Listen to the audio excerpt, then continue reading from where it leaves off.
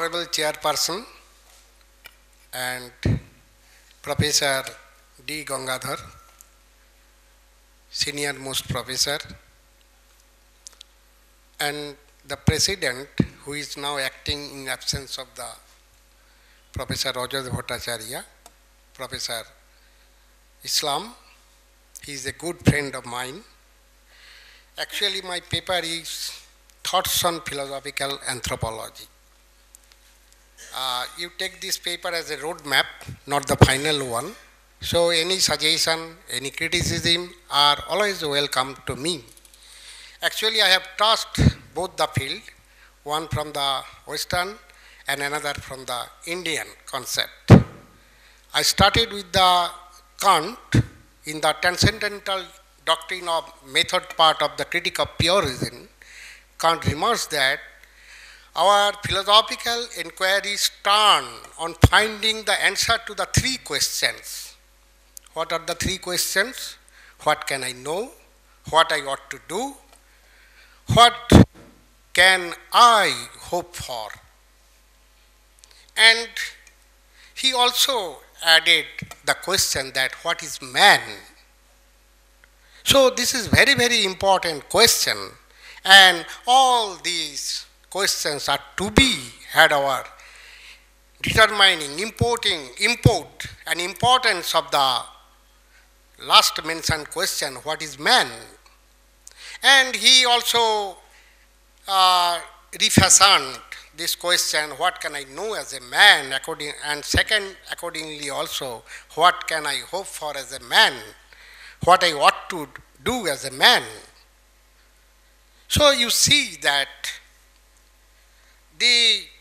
these all types of all the three questions, praising or repraising, whatever it may be, come under the theory of anthropology, or you may tell it as a epistemology or as a ethics or a philosophy of religion, whatever you say, but they are always presumed a given philosophical anthropology, that is a concept of man.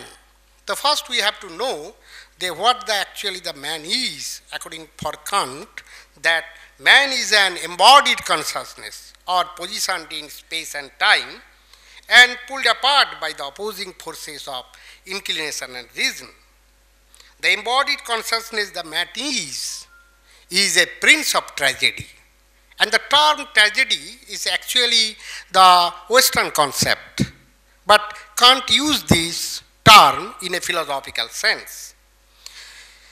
The embodied consciousness the man is a prince of tragedy. He has immortal longings in him, but fails to achieve any fulfillment. He seeks to know noumena, but owing to the human predicament of being played upon by the dialectics of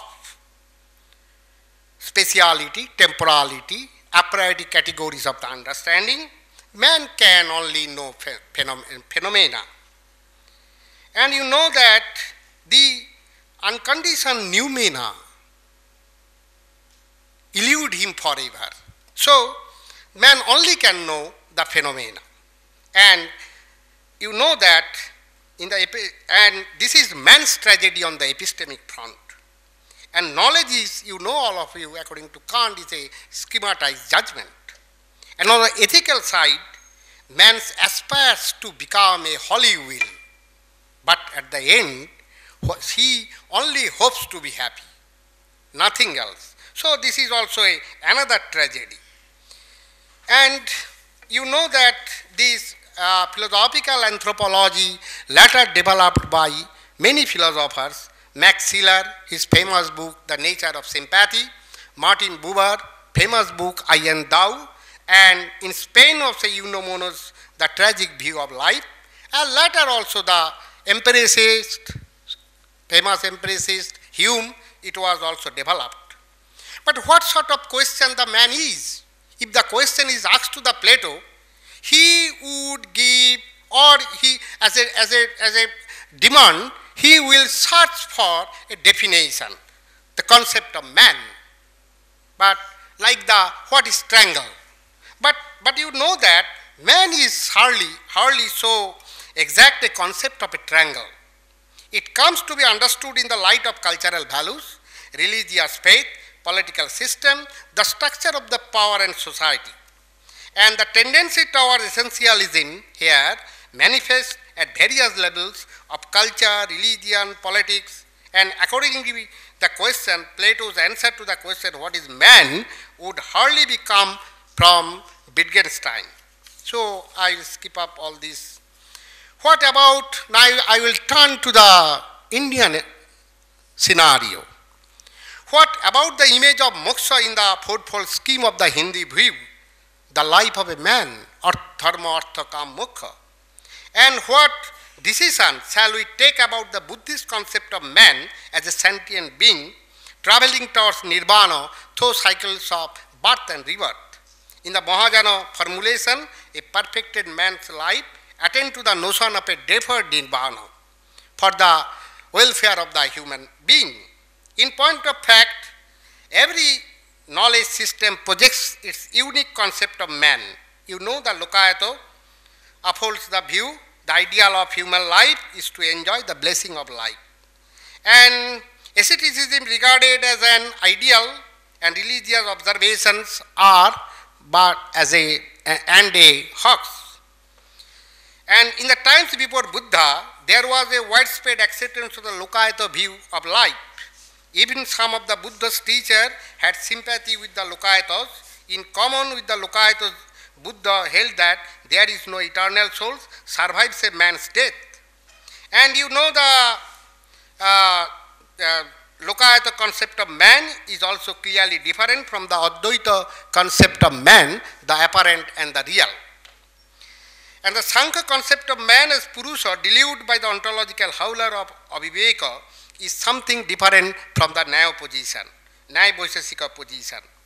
And I will not, you know all of this point, but it is a matter of interest to look at the varieties of the concept of man that had been at work behind the proliferation of thoughts of different philosophers. And in Western view, if we thoroughly discuss the concept of Descartes' view, cogito, that is reguli, has, we can find there also a concept of man in a true sense.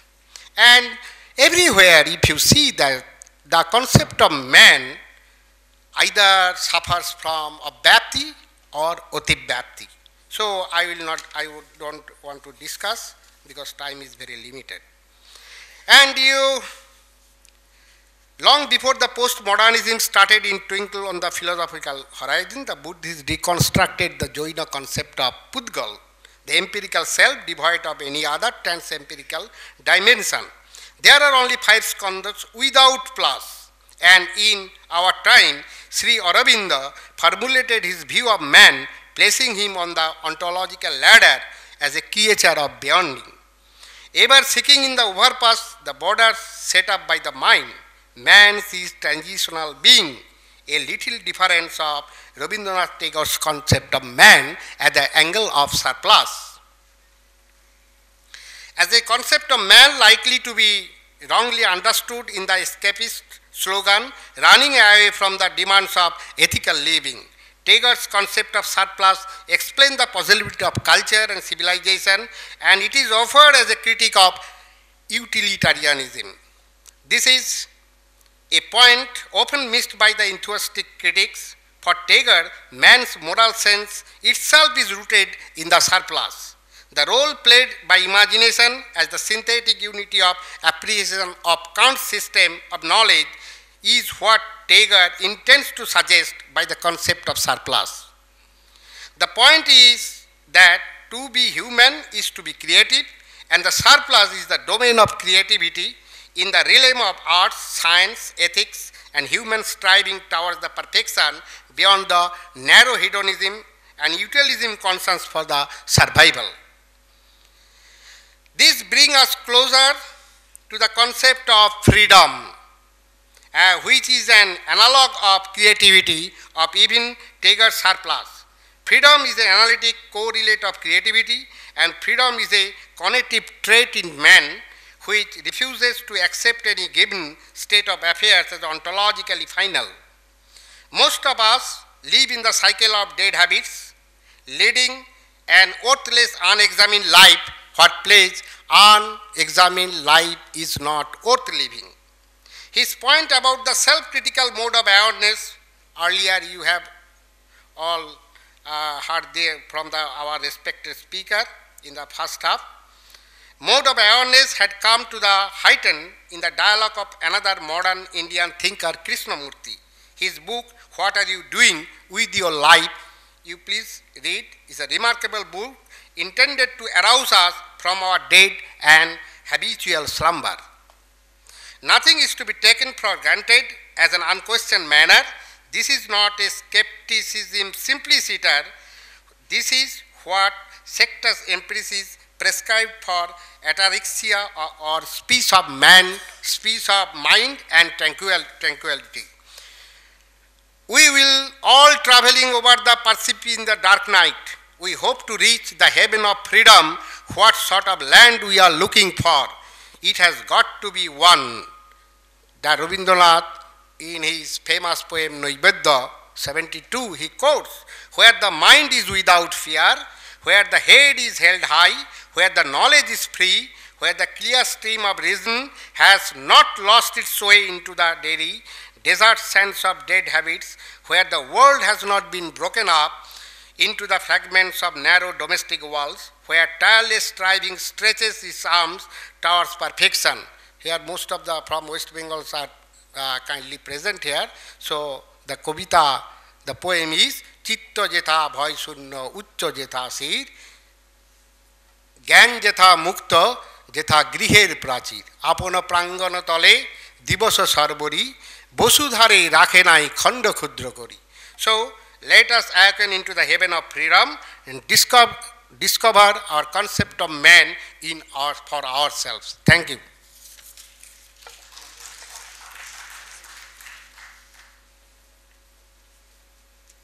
Thank you, Dr.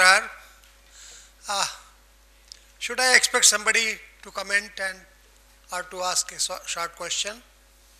Something, some clarification regarding Tagore, Sri Aurobindo. He has taken up history of philosophy from east to the east. Come.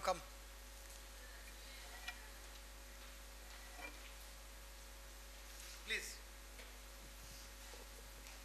So actually in the concept of man, what you are trying to say, like you have narrated from Kant, Descartes, Western perspective and Indian perspectives. Actually what you want to say, like you are perceiving in the epistemological aspects or metaphysical aspects, or what is your comment? Like man is both but physical and he is also intuitive, capable of searching for everything, like he can go beyond his own limitations. Like so the philosophical anthropology or concept of man, what I have discussed, I have delivered, you can take it as epistemology, you can take it as a science, you can take it as a philosophy of religion. But actually the concept of man, generally, every systems, they have offered their views, specific views on the concept of man. If you see in the western part, and Hume and Kant, you know, the Hume where lived in a place, after that Kant was also lived there. And he was most of the times inspired by the Hume's concept of man and wrote the question, what is man? Actually the man is. So the question, the man from the philosophical angle, from the religious angle, from the ethical angle, epistemological or metaphysical, whatever you say, the man is concept, the concept of man should be found for ourselves, within ourselves. That is the holistic way of living and holistic way of life.